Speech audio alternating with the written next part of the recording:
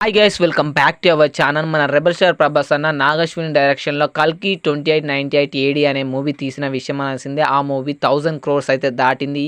ఏ level sensation create చేసిందో మన అందరూ తెలిసిందే. సలార్ 1 మూవీ తర్వాత అండ్ దీనికి పార్ట్ 2 ఉన్న విషయం మన అందరూ తెలిసిందే. ఈ మూవీలో దీపిక పడుకోనే హీరోయిన్గా అయితే యాక్ట్ చేసింది 1 మూవీలో. అండ్ పార్ట్ 2లో వచ్చేసి ఆమెను తీసేశారు హీరోయిన్గా.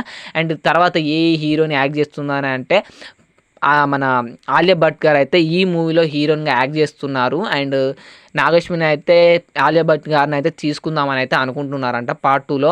అండ్ ఈమెగా డేట్స్ వర్కౌట్ కాక సాయి పల్లవి గారిని కూడా తీసుకోవాలనుకుంటున్నాను అయితే అన్నారు. కానీ మళ్ళీ సాయి పల్లవి కాదు, ఆలియా భట్ గారే ఈ కల్కి 2 మూవీలో సుమతి క్యారెక్టర్ రోల్ వచ్చేసి చేస్తున్నారని అయితే ఫిల్మ్ సర్కిల్లో టాక్ అయితే నడుస్తుంది. అండ్ మీరు వీడియో కింద కామెంట్ చేయండి, ఆలియా భట్ గారు చేస్తే బాగుంటుందా లేకపోతే సాయి పల్లవి చేస్తే బాగుంటుందా సుమతి క్యారెక్టర్ అనేది కల్కి 2 మూవీలో.